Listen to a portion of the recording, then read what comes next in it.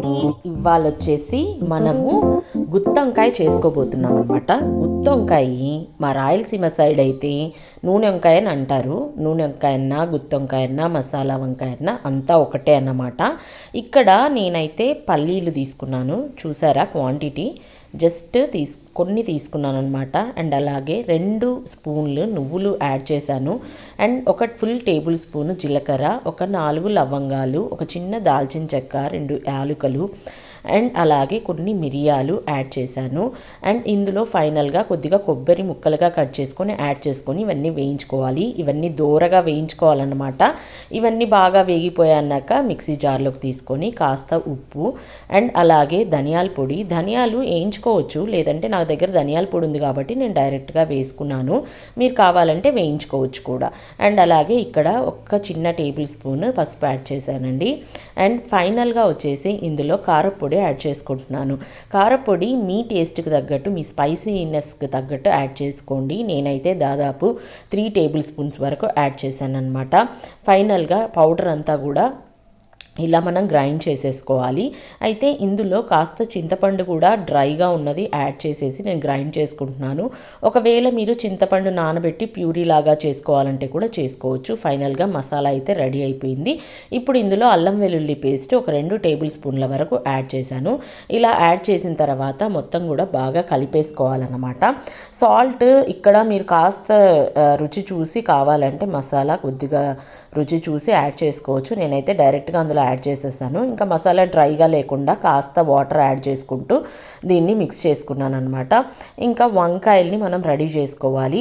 ఈ వంకాయలు అయితే తోటలో పండిన వంకాయలు అన్నమాట. ఇవి వచ్చేసి మనకు 10 రూపీస్కి ఇన్ని వంకాయలు ఇచ్చారు. ఇప్పుడు ఇందులో వాటర్ తీసుకొని ఒక బౌల్లో సాల్ట్ యాడ్ చేసేసుకొనేసి ఈ వంకాయల్ని కట్ చేసి తీసుకుంటున్నాను అనమాట. వంకాయలు ఇలా 4 భాగాలుగా కట్ చేసుకోండి.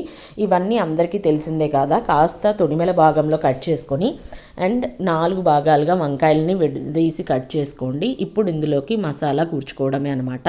ఈ మసాలా అనేది స్టఫింగ్ పార్ట్ అయితే నాకు చాలా ఇష్టము.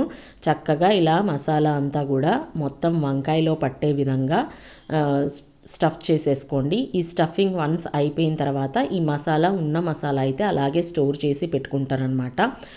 మిగిలిపోయిన మసాలాని మళ్ళీ మనము ఫ్రై చేసుకునే టైంలో యాడ్ చేసేసుకోవచ్చు. అంతా ఇందులో స్టఫ్ చేయాలని ఏమీ లేదనమాట. ఫైనల్గా నేనైతే వంకాయలన్నీ కూడా రెడీ చేసేసుకున్నాను. ఇలా అంతా సిద్ధం చేసుకొని పక్కన ఉంచుకోవాలి. చూసారు కదా ఎంత బాగా కనిపిస్తుందో. ఇప్పుడైతే ఒక 2 టమోటాలు, చిన్న సైజ్ టమోటాలు నేను ప్యూరీగా చేసుకునేసి పక్కన పెట్టుకున్నాను. చూసారు కదా, ఇదే అన్నమాట ప్యూరీ. టమోటా ప్యూరీ చేసేసుకొని పక్కన పెట్టుకోవాలి. మీకు ముక్కలుగా వేసుకుంటామంటే కూడా ముక్కలుగా వేసుకోవచ్చు, కానీ ప్యూరీ లాగా చేసుకుంటేనేమో గ్రేవీ బాగా చిక్కగా వస్తుంది. ఇప్పుడు నూనె వంకాయ అన్నాం కదా, గుత్తొంకాయకి నూనె బాగా పడుతుంది.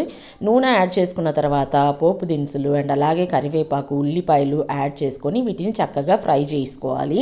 అండ్ నేనైతే ఇక్కడ కొద్దిగా పసుపు కూడా యాడ్ చేసేసాను. ఇంకా ఫైనల్గా మనం స్టఫ్ చేసి పెట్టుకున్న వంకాయలన్నీ ఇందులోకి యాడ్ చేసేసుకోవడమే అన్నమాట. చాలా బాగా కనిపిస్తున్నాయి. అండ్ ఫ్రెష్ వంకాయలు కాబట్టి చాలా టేస్టీగా కూడా ఉంటాయండి. మనకైతే ఇలా ఫామ్ ఫ్రెష్ డైరెక్ట్గా దొరకడం కష్టమే. అండ్ 10 రూపీస్కి ఇన్ని దాదాపు 11-12 వంకాయల వరకు వచ్చాయి మీరు చూస్తే.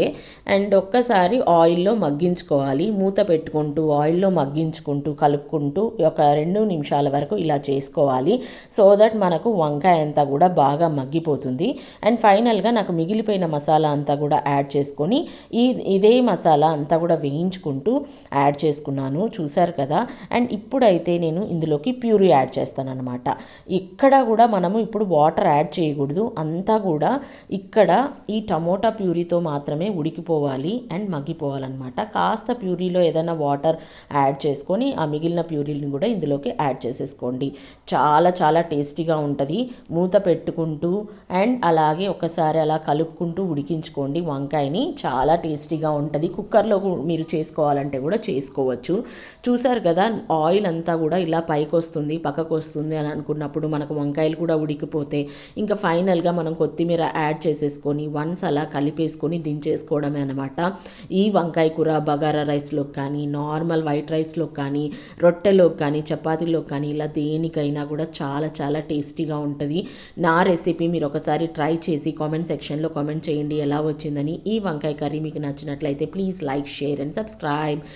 Thanks for watching. మరొక వీడియోతో మళ్ళీ కలుసుకుందాం. బాయ్.